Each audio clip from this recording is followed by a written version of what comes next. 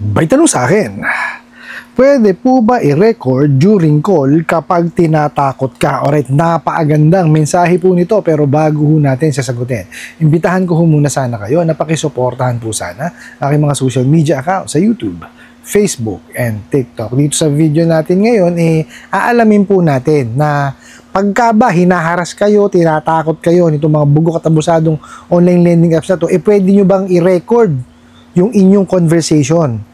Dito po sa video natin, aalamin po natin yan. Pero bago ho yan, disclaimer po muna. Hindi po ako abogado.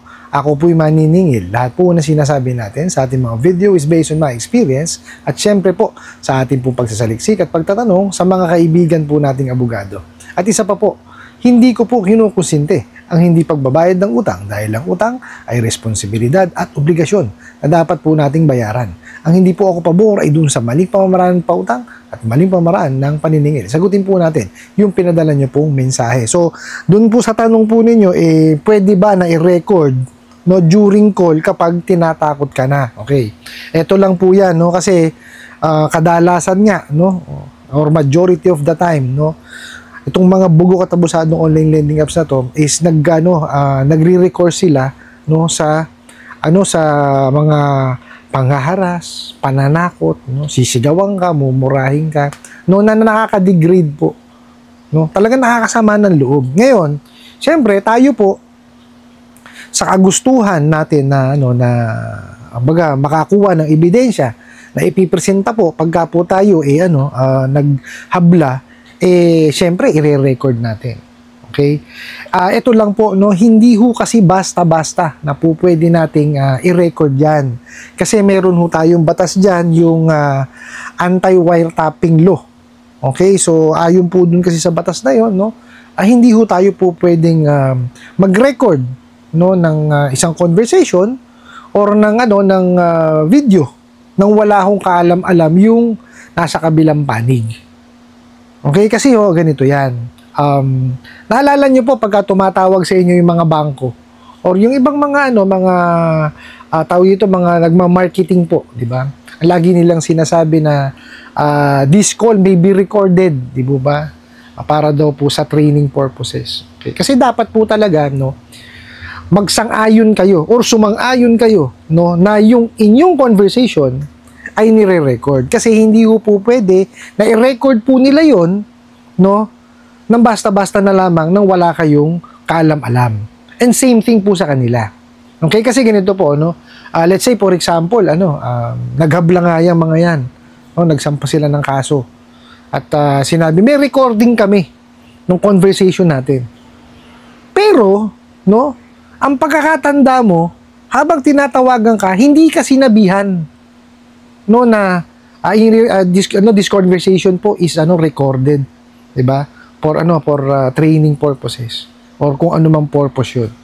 'Di ba? Kung hindi ka sinabihan ng gano'n, hindi ho nila magagamit 'yun. Hindi siya submissible sa korte. Hindi siya magagamit na ebidensya. Same thing po dun sa inyo. Okay? For example, tumawag sa inyo, galit na galit, nagmumura na, 'di ba? Kung ano-ano na pinagsasabi sa inyo, kung ano-ano ng paglapastangan sa pagkatao niyo sinasabi nila. Hindi nyo po pwede basta-basta i-record na lang yon. Kasi hindi nyo ho siya magagamit. No?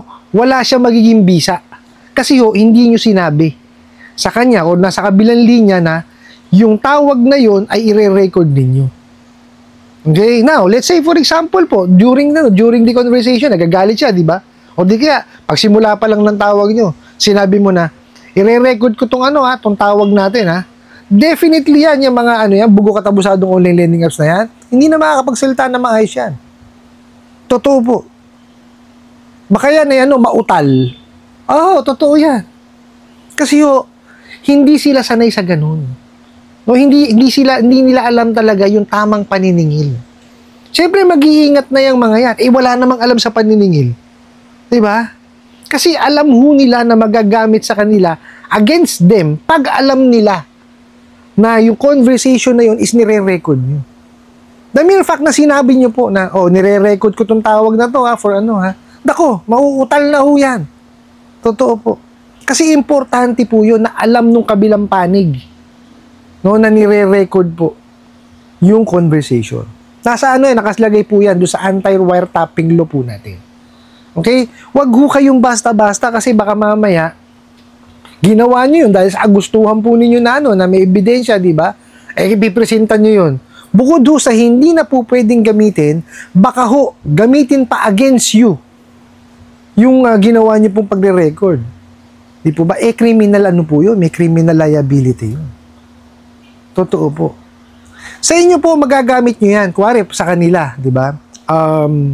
Kung hindi sila nagre-record at, let's say, no, gagamitin nila, no, yung kanilang sinasabing recording against you dahil nga sasabihin nila, in-explain namin to, ganito, ganyan, ganyan. Wala naman pala sinabi sa inyo.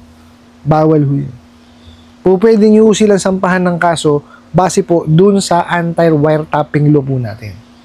Okay, tatandaan nyo po yan. Huwag ho tayo basta-basta gagawa ng aksyon, no, na baka mamaya ikapahamak natin. Kasi baka mamaya ipagmalaki pa natin sa kanila na wala kang mayroon akong ebidensya sa'yo, no? Ni-record ko conversation natin. Hindi mo naman pala nasabi sa kanya. Hindi mo pinaalam sa kanya na nire-record mo yung inyong conversation. Mababaliktad pa ngayon. Ikaw pa ngayon ang pwedeng kasuhan. Di po ba? Tandaan nyo po, no, na may mga naka-in-place po, no, na mga batas. Lagi po nating kumbaga ugaliin na mag-research, no? Sa panahon ho ngayon, wala na hong imposible dahil meron tayong technologies di ba? Andyan po ang Google. Andyan po yung mga AI. Tanong nyo lang po doon, no, may batas po ba na na nagbabawal na i-record o po pwede bang i-record ang conversation ng hindi pinapaalam sa kabilang panig? Sasagutin ho kayo ng AI. Totoo po. Wag ho kayong matakot sa mga AI na na iisipin niyo English yung hindi ho. Magtatagalog ho yan. Totoo po. Sasabihin naman sa inyo yun nung AI na gagamitin niyo. Wala na hong imposible ngayon. Pwede na ho nating malaman ngayon lahat ng bagay, no? Ganyan na ho tayo ka-high-tech ngayon, no? Kaya tayo ugaliin po natin na tayo po sa sarili natin lagyan ho natin ng kumbaga ng sustansya yung ating isipan. Okay? Wag ho na baka mamaya puro tayo ML. Di ba? Kumbaga lagyan natin ng konting dagdag kaalaman. Ang pag-aaral po hindi natatapos yan. Tandaan niyo po yan. Okay, hindi porket graduate na po tayo, tapos na tayo, hindi po. Ugaliin po natin magbasa.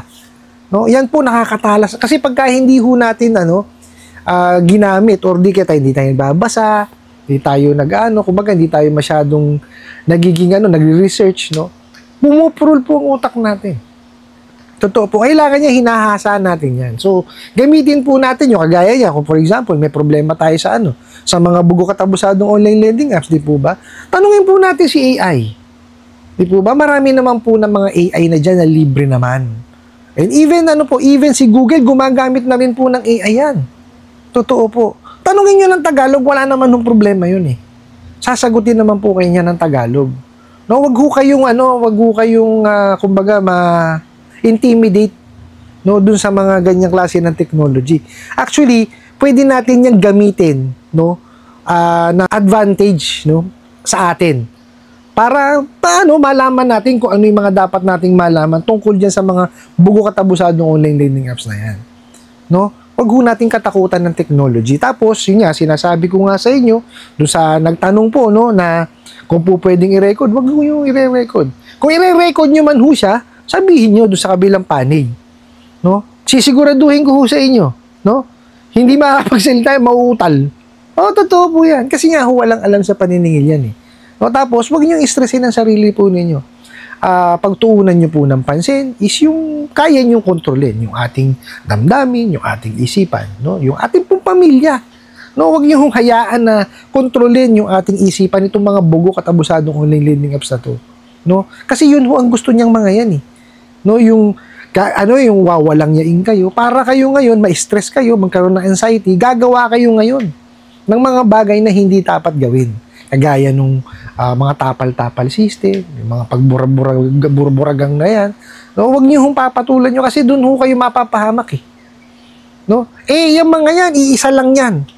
Oh, isang kumpanya ho yan, napakaraming ola. Sila lang, doon lang umiikot yung pera na yon. Kayo ho ang kawawa. So, ang gawin nyo po, pagtuunan nyo ng pansin yung, yung inyong hanap buhay para po kayo makapag-provide sa inyong mahal sa buhay at simultaneously, nakakapag-ipon kayo. Nakakapagtabi kayo para doon sa babayaran nyo pong utang. Bayaran nyo po siya one time. Tabi nyo po yung inyong pinagbayaran. Para kung ano man po ang mangyari. No? For example, sabihin sa inyo, di ka pa bayad. Sabihin mo, mukong, bayad ako. Wag ako. Ano po?